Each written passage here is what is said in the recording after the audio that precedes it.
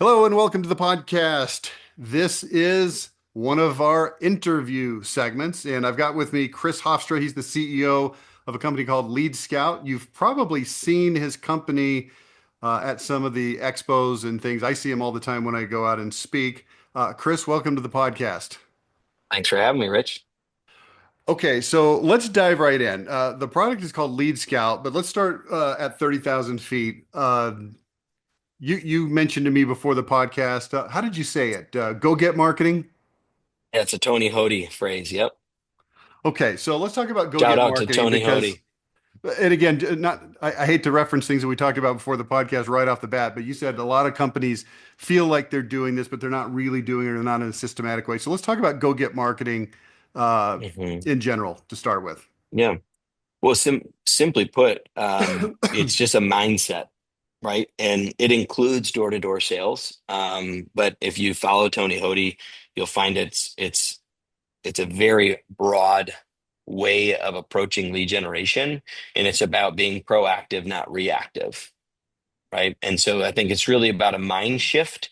And what we've seen over the last, since we've been building products for the lead generation home services space, which has been 6 years, we found that only until recently have the a real demand for quality lead generation start to surface.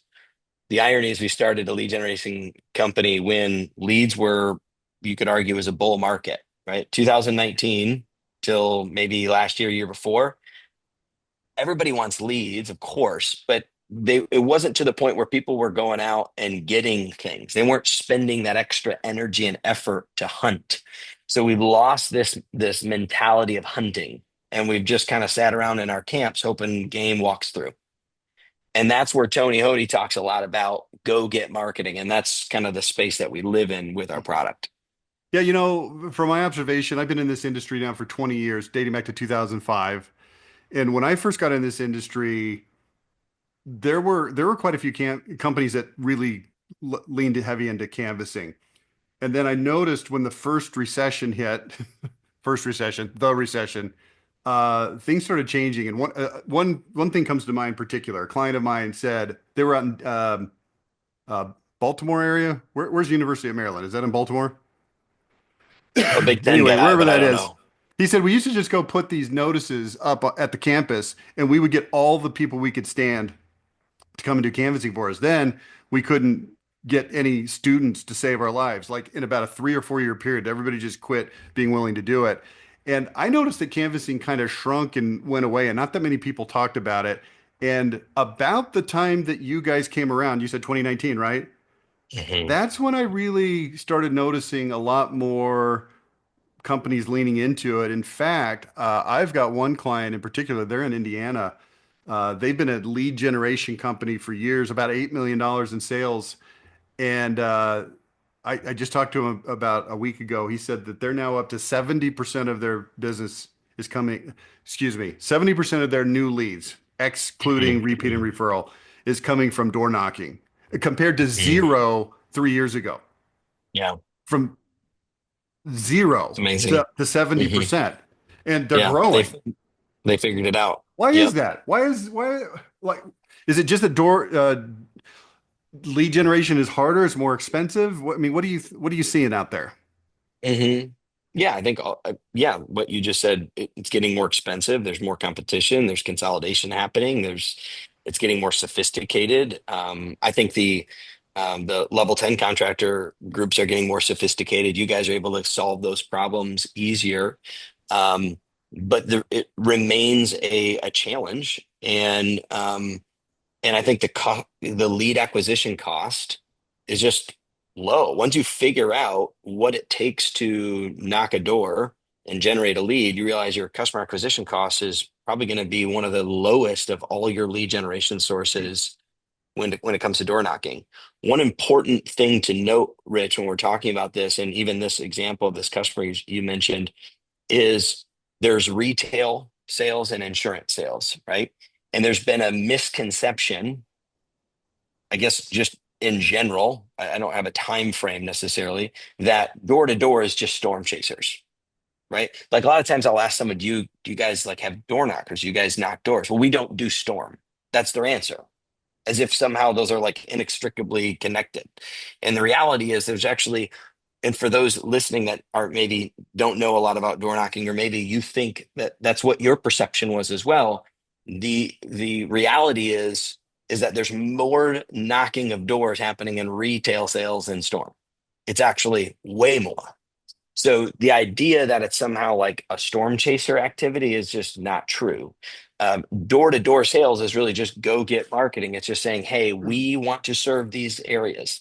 And if you're in home services, right, those customers, when you go get a gallon of milk or go get gas or go to your kid's ball game, you're driving by customers and you're just making a choice. That company that you mentioned went from 0 to 70%, made a choice that, man, it would make a lot of sense for us to send commission to people or $15 an hour people to go knock those doors and say hello, right? Say, hey, we're Rich's Roofing and we're working in your neighborhood. And Yeah, it's a numbers game, like all sales. It's just a may- numbers game. maybe I can give people an intro to canvassing because I think there's maybe two or three ways. I'm going to run these by you. I'm looking for your Yeah, expertise here. So yeah, the company that I just mentioned, they're called Clemens Home Solutions. They're in Indiana. They got into canvassing through Tony Hody's brand ambassador program. Okay. So the guy goes into the house after the customer's house after the job, takes a survey, gets an online review, takes photos, asks for repeat and referrals. Then they put on the little, reflective jacket and they go knock the 20 doors around. And so yep, they got into this really for the in the home brand ambassador part of that. And then they realized, holy crap, when our guys go knock doors, they're getting leads. What if we had more guys knocking doors? Why do we have to wait until we have a customer to go knock the doors? And they yep, went from literally almost an yep. afterthought with the brand ambassador to um, into full scale canvassing and hire people just to do canvassing. What do you think about that as a way to get in and maybe test the waters? Because I Love think it that. maybe is intimidating, like, oh, go get a van full of guys to go, Yeah. canvass. Yeah, no, I'm glad you asked that, Rich. And yeah, there's definitely baby steps that can set you up for future success. It's not just today we don't door knock and tomorrow we have a van full of guys. If anything, sometimes depending on where the contractor is at and their mindset and then just the makeup of the people, it can sometimes actually start out with what you said, except for they're not even knocking the 20 doors. They're just handing out flyers. Because think about it, that action is a lot more than not doing that, Okay, right? when you So say if handing you out flyers, what do you mean? Like sticking them on a door? like just literally handing out flyers, like people put under your windshield wipers in a parking lot, you're just putting a flyer in their door. Okay, so that would be like the appetizer for canvassing. Here's a bunch of flyers, go pass them out, hand them to people, put them on doors, put them under car windshield Yep. wipers, whatever. For the for the simple fact that you are making a conscious decision, physical effort to not walk from that appointment into your truck. Instead, walk to where your customers are. Because it's so easy for us to just stay in a shell. We drive around in our trucks and we run these appointments and then we get right back in our trucks and we go get a Slurpee or a pop from Speedway and then we wait for our next, maybe make some follow-up calls, put together some estimates, and we just kind of wait around for the next thing. Okay, so And let let's be super tactical here. yeah, I hear exactly what you're saying. This could be a salesperson. This could also be even an installer, right? So to get super tactical, what you're suggesting is you get out of the appointment and instead of getting in your truck and going to wherever you go next, spend 5 minutes, 4 minutes, just taking a stack of flyers and just putting them on people's doors without knocking. Like again, this is the yes, yeah, intro. This is yeah, the appetizer. yeah, yeah. No, 100%. And there's been these phrases we've used in for a while, six pack, whatever you want to call it, right? I think that's somewhat ubiquitous. If it's not, the idea that you're just hitting three to the left, three to the right, right? Or Okay, maybe so six 12 pack. pack, So right? if you've So got if you've got let's say 10 guys out there and you say, "Hey, I want you to hand out two six packs a day." So you got 12, 10. Now you got 120 a day. Extrapolate that over a month, it's a few thousand flyers. That's what you're saying. hmm And at a 0.5% response rate, you're getting calls. Okay, now I'm going to take an aside here. We'll come back to this in just a minute. Sure. Have you ever heard of something called the big bill? Mm-mm. This is something that I invented. It's out there, but it's way less popular than it should be. Here's what the big bill is. It's 17 inches by 7.3 inches. Okay. And it's on one side, it's a big bill, like a dollar bill, but you can Okay. Photoshop it to be any amount you want. It can be $100 bill. It can be $1,000 bill. It can be a $288 bill. And the reason of the different amounts is whatever your promotion is. Okay. So maybe you're going to do a $2,000 off whole house of windows or something like that. So you create a $2,000 bill, you flip it over, it's got your company's identity information, coupon, call to action, etc. Now, here's why I love the big bill. When somebody sees the big bill, they absolutely freak out. Now, I don't mean freak out like they just saw the Beatles in 1965 freak out, but I mean it stops them in their tracks because it's so unusual. And if you'll hold on just a second, I'm gonna actually grab one, okay? Ready? Okay. I'm gonna Yep. scoot back, grab one. Okay, here we go. It's hard to see with this thing. This is an Yep. $88 Yep. bill. This is for tune-ups for an air conditioning company. And here, I'll stand up. You can see how big it is. Oh, wow. Yeah, you're not kidding. Yeah. So, first of all, as a flyer, this will get attention. Now, imagine sticking this bad boy on under somebody's windshield wiper. Mhm. And what happens is people see it and they go, "Holy crap, what is that?" It's cool. And even if they don't like what's on this one is actually two sides, both bills. That's not how it's Sorry. supposed to work. Yeah, the other side is probably the information on the company, right?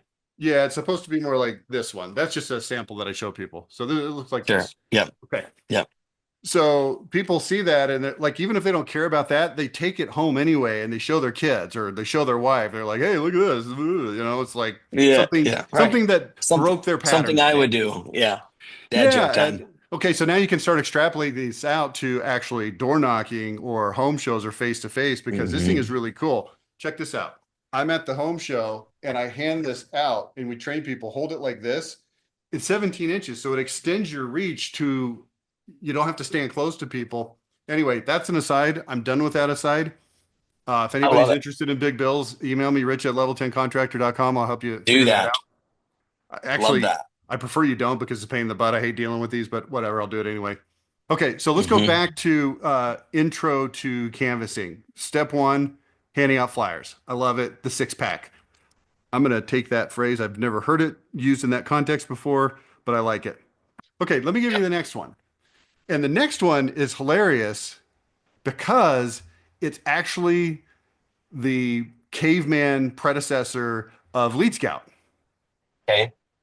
This was one of my first clients in the industry back in 2005, 6, 7, somewhere around there. A guy named Chan Cornett in Indiana, Cornett Roofing. If anybody knows him, shout out. He's an awesome guy. Love Chan Cornett. I haven't talked to him in a long time. But he said when he first got into the business, here's what he would do. He would drive around, look for homes that need roofs, and what he would do is he would hold the little micro cassette recorder in his hand. And he'd be like 1231 Whispering Oaks. Roof has this XYZ problem. hmm Then he'd keep driving. He'd go, oh, 1242 Whispering Oaks. And he would make the hmm little notes. And then he'd go back to the office and he had an admin that he would hand it to. And he'd go, all right, go type this all up. And then they would actually go back and knock those doors. Yep. Yep.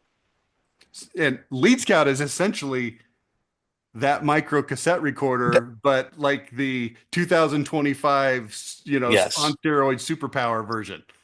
Yeah. Not needing an admin assistant to do all the other stuff on the back end. Yes.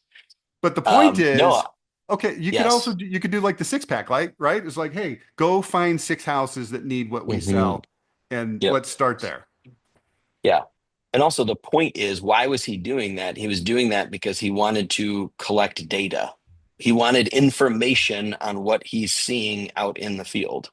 And all too often, what we do is we drive around and we scout. This is why we called it lead scout. We just scout, and it's just more like good to know.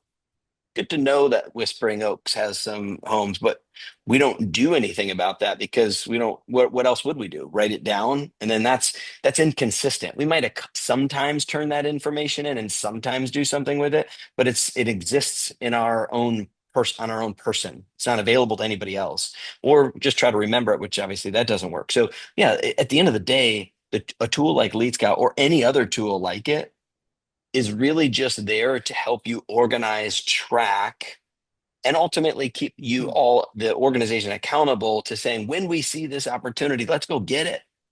Right? Yeah. Let's record that information so we can do something with it. Like send a canvasser there and knock that door. Well, and let's not bury the lead here. The lead is, no pun intended, lead scout, burying the Hmm. lead. Here, I'll give you an example. I remember when I moved from Texas to Utah, I put my house on the market with the realtor. And within like 2 days of that listing going live, I started getting postcards and letters, mostly postcards. I'm a marketing guy, so I thrive on this kind of stupid stuff. I collected them all. I think it was like 45 or 50 postcards over the next 2 weeks from moving companies. Why? Well, if a guy is trying to move, he probably needs a freaking moving company. Hmm. Yep. What better prospect for your service than the house that you're looking at where that thing is screwed? Hmm. Like Yep. you go to the most sophisticated tool on the planet, AI, whatever. Hey, give me a list of all the houses that currently, right now, literally have a messed up roof or crappy windows or siding that sucks. It Mhm. doesn't exist. Yep. But driving by, it's like, oh, yeah, there it is. Yeah. Yeah. It's real time data and it's data you own. Nobody gave it to you. You didn't buy it. No one gave it to you. You're not beholden to anybody but yourself. You And own guess it. what else? None of your competitors have it either. Correct. Okay. All right. So I just wanted to make I that need to super clear. I need to say something because you brought up the postcards when Yeah. you moved. You asked me before the podcast kind of the origins, like where did this come from? And I didn't really give you the full story. I want to just share quickly one aspect because I think it'd be good for the audience to hear this side of it. Um, when we first built it, the idea was pin that house on the map that needed a new roof. And what our tool would automatically do is send postcards to that house. So imagine you're a contractor in 2019 and you hear about Lead Scout. And I say it's the tool you drive around in the air conditioning comfort of your big horn truck. And you pick out all the houses that need roofs, whether it's a discontinued, missing shingle, unit three tab, age three tab, whatever. And when you pin it, we'll send a targeted postcard to the house, not just any old generic one. Obviously, it's not going to be the 17-inch big, bill, but it's going to have a picture of their house, right? It's going to have the specific thing that you noticed. If you Whoa, notice a hold on. missing shingle, Back up. It's going to have a picture of their house. Where's yep, that come from? Google? we partnered with a company that does like low altitude photography. So this is like high res images of their house. Yeah, I think you whizzed past that way too fast. That's really, really cool. It is really cool, and that's the problem. It's really cool. The question is, what's the results of that, right? Like anything we do in marketing has nothing to do with how the cool it is. The cool brings people in, right? We'd show cool things so people listen. But what makes money for us and for the contractor is if it works. Okay. And I So can you're tell saying you it right didn't work? now, Didn't work with the I've photo? sent well over 1 million of these things, and we measured the heck out of them. And I'm talking like tracked phone numbers, tracked QR codes. We actually did what's called a matchback, which if you join this program, we would every house you mailed, we would track that back to your CRM. Okay. Because what we know is from an attribution standpoint, you can't just rely on what they said when they called. So Right. we took that out of that. We even took the phone number because what we found when we tested it is oftentimes they wouldn't even call the number on the mailer. So this Yeah. idea of having trackable phone numbers, it's good. You should. So if you're listening, you should absolutely have trackable phone numbers, but just to know it's not going to catch everything, Right. That you go to your right? Just like website, a, then you lost it.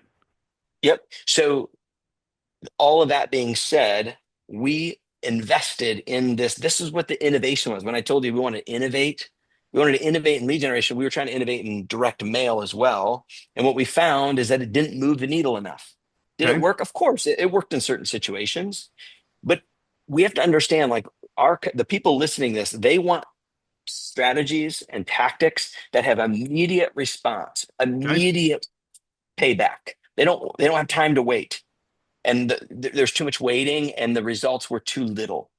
And if anything, what we determined is that I could almost have the same production just by sending mass spray and because the whole thing was like, oh, this is great. It's not spray and pray mail anymore. We're not just mailing a whole zip code. This is great, Chris. Thank you. The problem is I can mail a whole zip code right now for a fraction of the cost to do that. And it just happened. I didn't have to drive around. Yeah. And the result on 10,000 was the same as you going out and scouting 100. And you had Okay. to put a lot of work into it. So are we saying be lazy? No, we're saying if you're going to go out there and spot these houses, what should you actually do? Send a mailer or knock the door? Okay. Knock So the you're door. saying that the mailing has a certain level of effectiveness, but what you're saying Correct. is, hey, if you really want it to work, you got to put a knuckle on the door. This kind of comes all the way back to the first part of the conversation, the toady hody message, right? Go get it. I'm not saying you shouldn't mail them. You should absolutely mail them. But if you want it that more than your competitor, go get it. Go knock the door. And what we were finding, Rich, is even though we were both at one point, so we started with the mail, we realized the efficacy wasn't really there. So we said, here, we'll give you a mobile app so that you can, or we'll give you more tools so you can track. So you should be knocking those doors, right? Rich, you should be sending the mail, knocking the doors. But your instinctive human nature is I want to just see if these mailers work out for me. I Yeah. don't want to knock the door. That's too much work. So we actually had to Right. cut that Mailing out. would We be did. easier to scale if it all things being equal. I don't have to go to the door.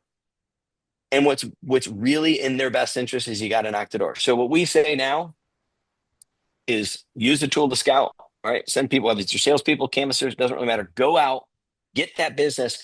Now you have all that data, all those addresses. There's lots of companies that would love to send mail for you. So send them mailers. You can take this data and you can zap it to this vendor over here. You can export it and send it over here, right? So I'm not saying you shouldn't send mail because if anybody's listening that's done mail, like, well, we have tons of success with mail. Great. Some people do. But on the whole, what you really, because you and I, as thought leaders, we're here to give them the best possible advice. And the best possible advice is listen, if you want to own your market, step out into it. So let's explore this mail thing just a little bit, and then I want to really deep dive into the door knocking because Yep. that's really the gist of this. But on Yep. the mailing, so based on what you just said, here would be a couple of conclusions that I would draw. Tell me what you think, because I think you know a lot more about this than I do. So I'm looking for your opinion on my opinion. Okay, so maybe instead of sending them this highly customized one-off picture of their house, whatever, we just bulk print generic postcards. So they're going to be way, way less on the production side.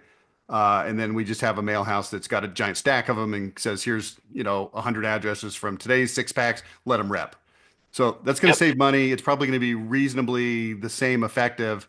In my experience in marketing, the one thing I know that always makes a difference is frequency. So if you're going to spray and pray 10,000 versus taking these pre-printed postcards and maybe hitting them two, three, four times, then now what happens if your canvasser shows up now so that they've seen it, they've seen it, they've seen it, they've seen it. Boom, now your canvasser shows Mhm. up, same color shirt, same recognizable logo, and they go, "Oh, yeah, I know you guys." Yep. Yep. 100%. It's much more effective for both. Both strategies benefit from the other one. The canvassing strategy looks better because of all the 3 or 4 mailers they got, and the mailers look better because someone actually showed up at the door. The key is it's order of operations. Where do you start? If we start with, well, I want to do the path of least resistance. I just want to get these mailers out. What often happens, and this is just a like life lesson because I spent 10,000 plus hours on Hmm. this, right? Is we oftentimes don't get to the next step and we give up and we go, man, these mailers are such a freaking waste of money. Yeah, yeah. And then we're not getting any calls and then something you come up for air and you realize, oh shit, well, we never actually did the other part, right? Okay. And so what we're saying is start with understanding, adopting a go get mentality, and then apply, because all direct mail is just a part of your budget. Doesn't really require any energy other than making a decision that I'm going to spend X number of dollars Yeah, setting on up the mailers, relationship so that. setting up a vendor relationship, saying I'm willing to invest $5,000 a month on you. Now, let me ask you a Okay, couple great. specific questions about Lead Scout as it relates to this part of the conversation. So, is it still set up to where if I go in and I pin, let's say, 50 houses over the course of a day or a week or whatever, that it can auto mail those without any intervention from any system, or is that not We a capability? temporarily turn that off, but I might turn it back on. So right Okay. now, no, so no, the answer is no. We don't do that. We don't fulfill that Okay, anymore. but it can But what aggregate the I list that you could then send.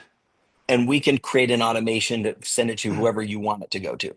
Okay, great. I'm I also used to going. fulfill it. That's the difference. I'm going to assume that if you knock the door and the person doesn't answer, that the Lead Scout app is going to allow you to note it as such. So you can now go Yep. back and knock again.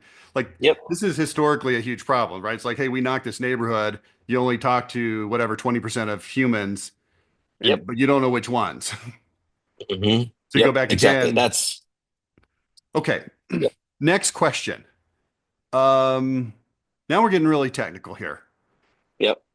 Can you append an IP address to that house? Yes. Okay, and to what extent can you get information on that IP address? So we already know the address. We can get an IP address? Can we get a phone number, which is probably not that helpful, but can we get an email? So, okay, your question can go a few different ways. So I want to make sure we're clear on which, when you say append an IP address, there's a couple things happening. And maybe you didn't mean to ask this question. So what we did for a while is we tested the ability to append addresses to a known IP address for the sake of sending banner ads. So you're very familiar. This is what Yes. you do. This This is is your bread and exactly butter. what I'm talking about with maybe an add-on, but keep going. Yes. So there's a platform called El Toro, and we partnered with them, and we could take addresses, and we would, at about a 60% hit rate, we could identify their IP address, which is really just like the gateway into the Wi-Fi, right? So think of it Yep. as like the door into their internet connection, internet Wi-Fi.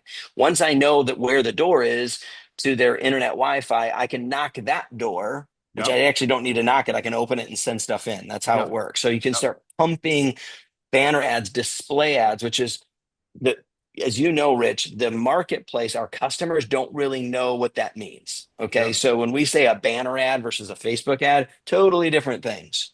So what we were doing is testing how much more of an, like, what's the relative impact of knocking a door, sending a postcard, and pushing 120 impressions into the devices that live on that network, right? And because it was appended to an address, I can do a full match back. I can tell you exactly which houses became leads and which ones did not. More importantly, I could tell you which houses did we match an IP and which one we did it. And now we have a control group. Now I can actually measure, okay, the 60% out of a thousand, say 1,000 homes, the 600 homes that we were able to send digital ads. We obviously sent them mailers because everybody's getting mailers. I mean, that's like a 95% hit rate. So they're getting mailers, getting digital ads, getting door knocks. This group is just getting door knocks and mails.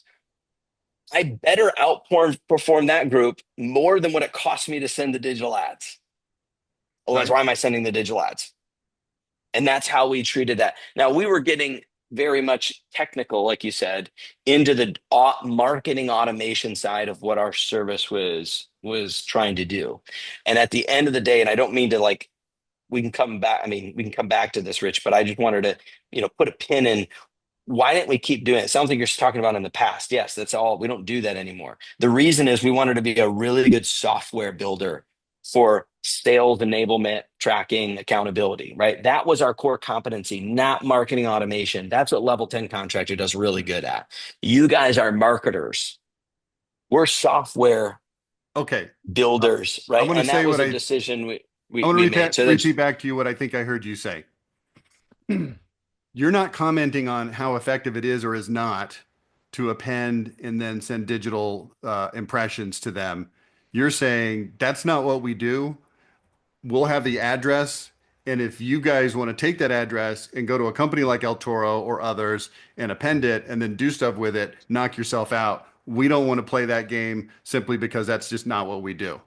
Just not our core competency. It's not Yes. because we I think it works or doesn't work, it's because that's just outside of our scope. Yeah.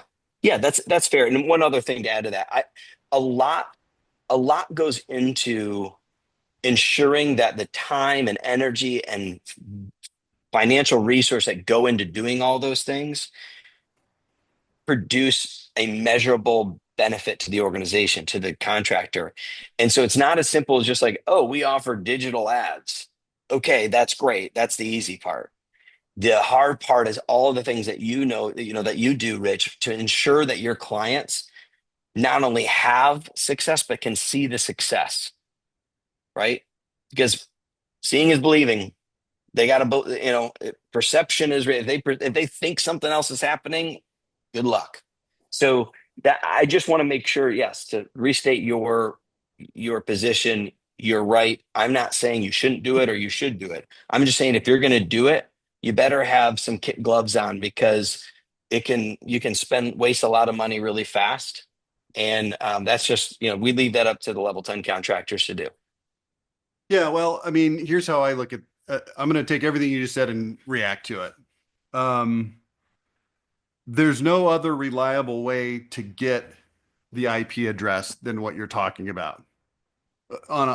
Again, going all the way back to our first point that I wanted to really hit hard, which is these are houses that we know have a problem that we can solve. Doesn't mean they want to solve it, doesn't mean they're in the market to solve it, but Hmm. we know they have a problem. So you're talking about generating a list of people that we know have a problem. And what you're recommending is, hey, why don't you use our app and go out and knock the door?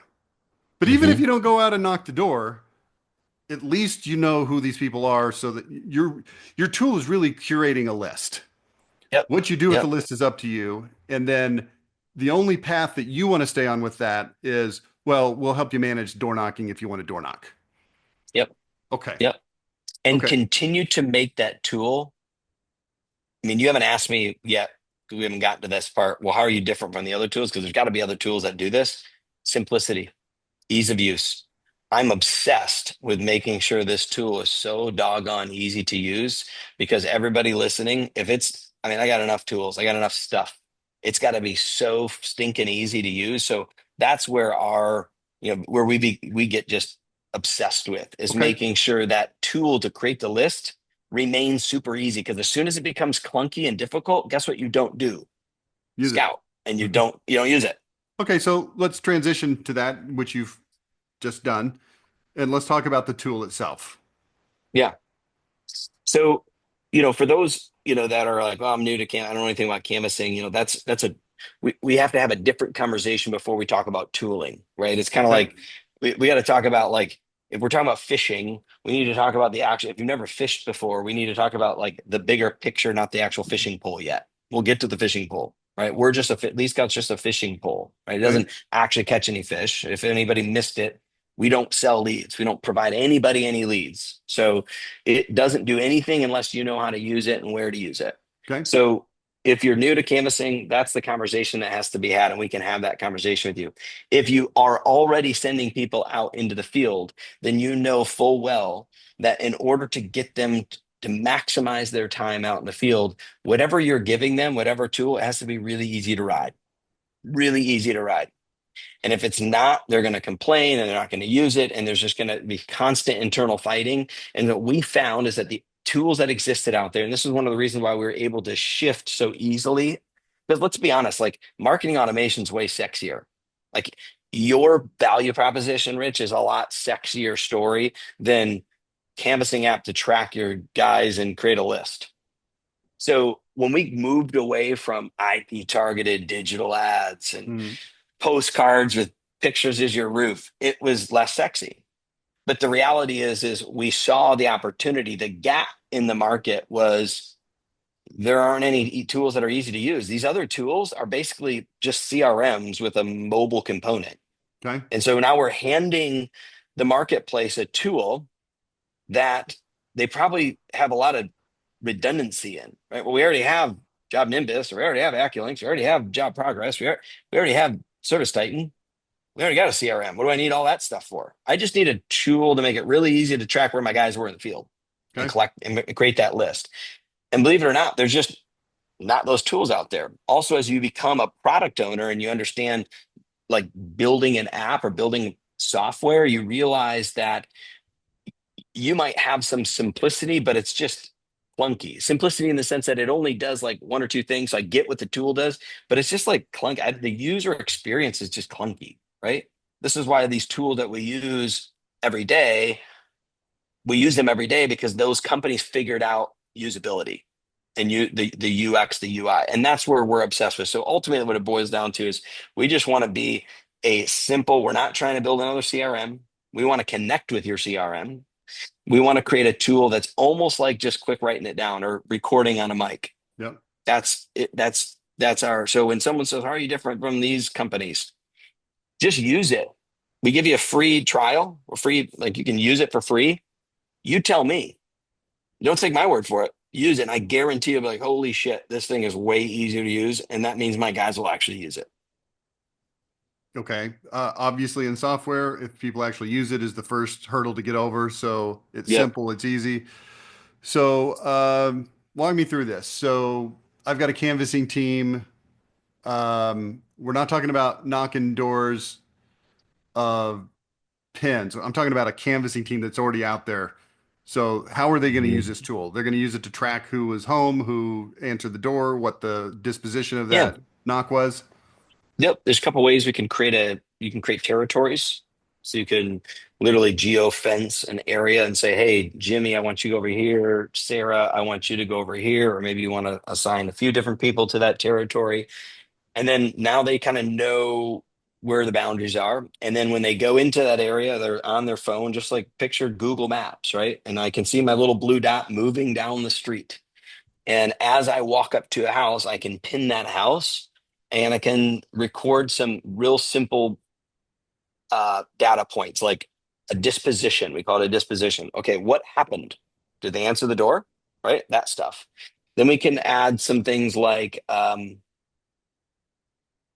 Rich. Yeah, Then we just give can me a add visual here. yeah. Then we can add some things like a characteristic, something simple like we're talking about roofers, an age 3 tab, missing shingle, a discontinued shingle, right? Some basic characteristics, Okay. So right? they can make Because notes now, without having to actually type notes. They can just choose from the drop down. correct.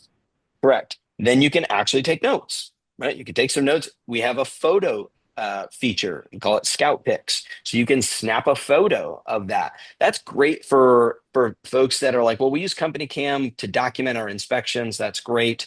But we would never use that on a door-to-door basis. Like that doesn't scale. It doesn't work because we're hitting like 50 doors, 100 doors a day, right? So with Lead Scout, as soon as you pin it, set a disposition, add a tag, maybe add a note, snap a photo. Now we're building a database on these prospects that we're reaching out to, right? And then, if you are lucky enough to have a conversation and get someone to book an appointment, you can book an appointment right on that prospect. And then you're on to the next house. And that's it. Once we're thinking about funnel, once that customer becomes an appointment, that can be sent to your CRM. And now the CRM takes over. You don't Yeah. need Lead So Scout anymore. this all happens inside Lead Scout, right? So I'm going to actually make notes. They were home. They weren't home. Here was the problem. Disposition. But if I set an appointment, I actually set it in your app, and then it connects to the CRM. So CRM. it's not a separate operation, which I would assume in most cases it would normally be a separate operation.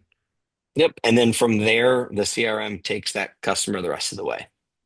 So one of the benefits of this that I can see very obvious is just being able to track the efficiency and effectiveness of individual canvassers. I Mhm. remember, man, I don't even remember the client. I just remember what happened. They, they were involved in flyer passing out. We're going to pass out X number of flyers. And then, it's the old story. You go and you find them all in the dumpster. They never got passed out. Yep. Like, so this is going to ensure that what you think is happening is actually happening, whether it's flyers or door knocking or a Yep. combination. Well, and if anybody's wondering, well, how? Okay, you're saying it's going to track that. How are you going to track that?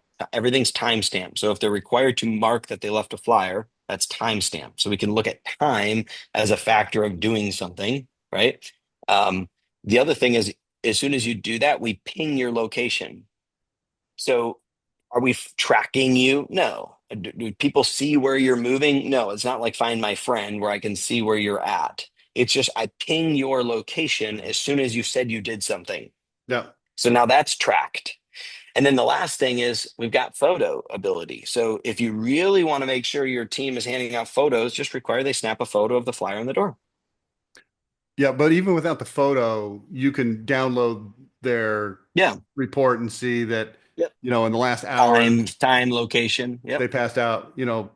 I would assume each company would have standards that would develop over time based on the, Yep. distance between homes, et cetera. And you could say, hey, you need to be at least hitting 20 homes an hour or whatever the number is. And wow, this guy's only hitting seven. What's going on? Yep. Exactly. And you can see where their device was when they said they did what they Yeah. did. Oh, well, I just forgot to hit the disposition. Okay, then you're fired. You can't Yeah. forget to hit the Well, disposition. or strike one, don't forget to hit the disposition, right? Well, I went straight to firing, but yeah, we probably give him a couple Hey, chances. hire slow, fire fast. I'm not in a disagreement with you, Rich. Okay. But I mean, look, here's the reality. People know that there's this tool that's going to track their progress and their what they've done. So, the Yep. likelihood that people are going to try to cheat that system is low. Yep. I want to touch on something just because you brought it up there. For those that are like, man, I don't want my guys feeling like I'm putting them under my thumb, or I'm not a micromanager. Like, I just don't like it, just feels icky to like, I trust my guys, right? I want to have an area of a space of trust. That's one way of looking at tracking people. And there's nothing wrong with that. That's certainly part of it. The other way, so for those of you that are like, I don't want to track my guys, how are you helping them grow? And how do you know where to invest in them if you're not measuring what they're doing? We can't grow what we don't measure. So the way I sell it to the sales guys is say, listen, this isn't because I don't trust you. This isn't because I want to keep you under my thumb. It's because how can I help you be the best version of yourself if I don't know what you're doing? As soon as I have the data, I can sit down with you and have a constructive conversation to say, here's some trends I'm seeing. They don't align with what we typically see. I want to help you overcome that. Let's have a conversation. Because if I don't help you overcome that, you will continue to be a lagger and you won't be a leader. So it's because I care, right? And it sounds cheesy, but it's 100% the way the real market leaders think and I lead their mean, people. here's I my mean, it's reaction to what you just said. My reaction is, bro, if you got a problem with me tracking, it's probably not a good fit for you. yes. Yeah, that's fair, Rich. How, That's fair. why would you expect that we would not track what you're doing? Yeah. Yeah. Come on. But I do think it's worth people taking note of the fact that only because it'll make, if not for the salesperson, but for the manager that's listening to this, if you want killers to stay in your company, you need to figure out where they need help and where we need to apply pressure and where we need to invest in them. And tracking their activity only allows us to understand where we need to invest. That's all I'm saying. Well, is this something that we can use to gamify the process? Absolutely. Anything in particular, or just generically we You, can gamify it? Like, does the app allow for No, gamification? not today. Not today. We don't have any like pre-baked gamification. But if you want to gamify it, give us a call, and I've got great ideas, and we've seen everything. There's nothing we haven't seen. Yeah, that seems, again, the person who's actually out there knocking doors has got to be a certain type of person. Mhm. And they're probably somebody who is going to respond well to gamification. That's my guess. Yes. Yeah. No, it's Sam Taggart says he's another, thought leader in door to door, like Tony Hody. He says treat it like a sport, not a job. Yeah. Right. So he brings people in and he creates a game, like you said, hence the name. It's a game, Get Sam back, Taggart, put your mind back. he's out here in Utah, right? Yeah. I Yeah. know Oh yeah. I don't know this guy, but I know of this guy because I'm right here in the hotbed of door-to-door industry. And they Yes. absolutely do this. They'll create these teams of these young guys. They're about, 18 to 25 years old, and they'll send them out there as teams. They live in the house together, and man, it's like cutthroat. Yeah, no, he's got a great, it's called D2D University. Does a lot of the same thing Tony Hody does. But yeah, definitely recommend checking him out if you're thinking about getting into D2D. Okay, so let's start to land the plane here. I think we're coming up on time. Let's go to the last component that you mentioned, which is people who are not already in door to door, and you know, Mhm.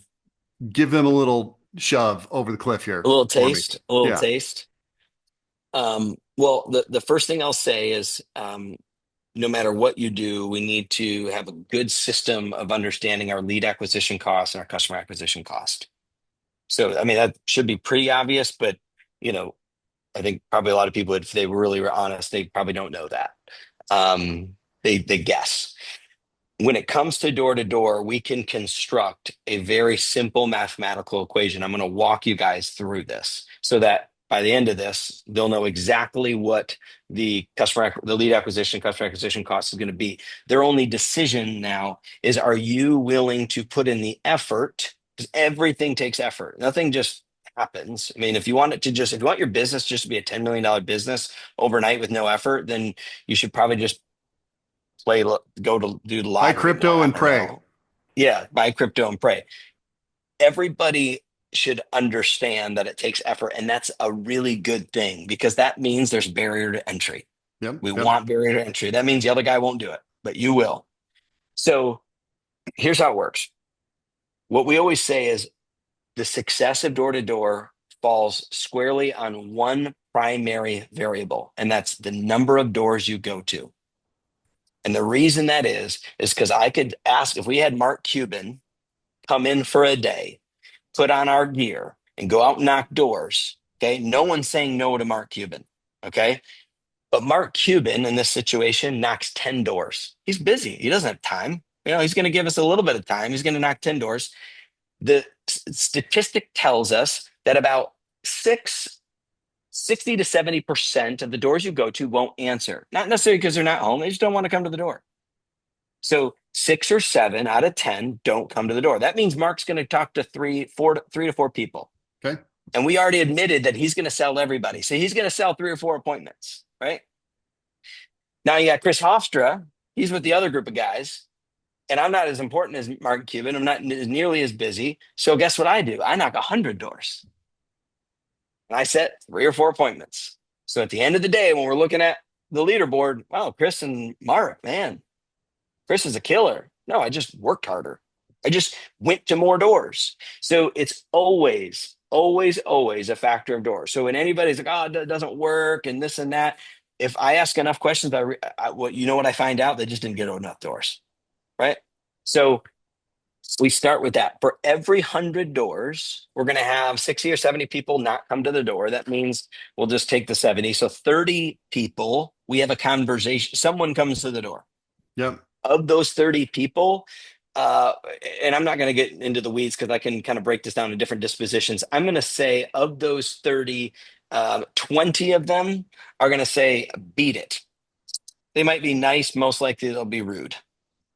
So we got to have some thick skin and realize, hey, that's okay. Hopefully my smile helped change their day. The other 10, 7 of them are going to say, you seem like a really nice guy, Rich. But you caught me at the worst time. I'm literally trying to get my kids' cleats on. I'm taking them to soccer practice. And I don't have time to talk to you. But if you want to come by another time, that'd be fine. Revisit, right? And that leaves with 3, right? So we got 100, 70 don't even come to the door. 20 say, get the F out of here. 7 of them say, you seem like a nice guy, come back another time. 3 of them book an appointment. Of the 3 that book an appointment, 2 run, and we might sell 1. Okay. If you're like, well, Chris, I got a 50% closing rate. Well, then there you go. You just sold a job. Every 100 doors you knock, and I can tell you right now, if you hire a $15 to $20 an hour door knocker, they will hit 100 doors a day. And if they don't, you should, as Rich says, just fire them. So what strategy do you have that you pay $15 an hour for 8 hours and sell 1 job? Start doing the math. so what is that, 120 bucks? Mhm. For a customer. Yeah, not for a That'd lead. be a good lead cost. I'd take that all day for lead cost. That's That's what it equates to. So in that company you said at the beginning that goes doing zero canvassing and now it's 70% because they found that number. They figured it out. Yeah. And look, Now, let's, now I want to just because if someone's really taking notes here and then they go try to apply it and then they don't have that same success in the first 3 days and then they try to give up, which probably typically happens. Let's sandbag a little bit. They probably have like a 20% close rate. Okay. Because that's like for a couple reasons. Number one, everybody inflates their close rate. And number two, these aren't people Googling and looking up, I want a roofer like they do when you help them. These are people that didn't wake up thinking that. You just convinced them they should think about it. So we're just going to naturally take that close rate down to 20. That means every 3 days I sell a job. Math still checks out. yeah, that's what I was about to say. It's like this is a hard equation to break because even if we take a lesser case scenario and it takes, three guys to generate one sale or five guys to generate one sale, I mean, you're looking at what is that? Five guys would be $600 for the For sale, a roof, for a sale. not Customer for the acquisition lead, for costs. the sale. CAC. Yeah, CAC to LTV is huge. I like it. I like it. Did we I land, did we actually land bought the a roof. plane? I bought a roof last year from a guy that knocked my door. That mic drop right there, Rich. We had a big storm blow through here. There's never storms of that magnitude that come through here in Utah. I lived in Texas for years and years and years. Never had a hailstorm that I needed a new roof. But last year here in Utah, that storm came through, and I was actually out of town, and my wife was here for like 3 or 4 days after it, and there was a lot of door knockers, and she just took all of their stuff. And then about 30 days later, I got this pile of crap on my desk, and I'm just not dealing with it because I don't want to. The guy knocks on my door, and I'm like, "Bro, it's your lucky day. I need a roof. I'm Love ready to it. deal with this." It's all about sales is all about timing, you guys. It's not about being the best and having the slickest tongue. It's about showing up consistently and it's timing. It's what it and it's a beautiful thing because most people aren't willing to keep showing up. So that means there'll be fruit all over the ground for you to pick up. All right, you okay if I share your pricing? Yeah, of course. It's I like want one to of the share your. best parts. Yeah, okay, so here it is on my screen. Why don't you walk us through it? Yeah, so single users, $39, pretty self-explanatory. Starter Scout is meant for that young team that's like, hey, we only have a couple people, right? Three users for $125 a month. There's no contract. If you needed like a fourth or a fifth user, no problem, right? We're not here to really draw hard lines in the sand. We just want to meet that group where they're at. And then from there, you're once you've gone above that starter scout, right? Anything over five people, you're a legitimate organization trying to hunt for leads. Now you got up to 20 users, $350 flat. You don't have to worry about, well, this guy, is he using it? I don't really know. Am I paying for him? No, it's just a flat rate. So I that's like kind of the that. pricing. Yeah. I like that. It takes And a then, lot of the, what's the word? I'm looking for a word here. Looking close examination of yeah, exactly what everybody's scrutiny, doing. scrutiny, Yeah, there you go, scrutiny. scrutiny. And you're just like, Yeah. okay, it's 350. We've only got 13 guys. It's still a better deal than, the starter scout. Anywhere else. Well, and it's a better, more importantly, it's a better, if anybody does know the pricing, and if you don't, I encourage you to check the other guys out. You will find that just do the math, right? 350 divided by 13 or do 350 divided by 7. Yes, Okay. The 50 cost bucks. per user is going to be better than the other options. Yeah, so I got my calculator here, 350 divided by 20. If you max it out at 17 bucks per dude per month. 17. Yep. No brainer. Right. And to have a tool to actually be able to track and grow and all that. I mean, I don't think we even need to talk about ROI, but if you're over 20 users, we just spot quote it. So think of it as like, well, Chris, I got 27 guys. Okay. Okay. Well, let's come up with a price that works, right? It might even be 350 bucks, right? Um, our largest, just to give if there's some really big companies out there, our largest customer is 142 users. They do not pay $17 per user, I'll tell you that. Yeah. Okay. All right. Well, it looks like leadscoutapp.com is where people can go to learn more about it. Um, Best way to sign up is just to download it from the App Store or the Play Store. Download it, sign up. You don't even need a credit card. If you right sign here. up from if you sign up from the website, it will ask for a credit card. So if someone's like, "Wait, I thought you told me that we were going to ask for a credit card." If you sign up through the web, because that's the only place I take funds, I don't take funds through in-app purchase. If you sign up through the website, we'll ask you for a credit card. We don't bill you. You get 7 days free. So full access, whatever you want. Just cancel it before the 7 days if you don't want to be charged.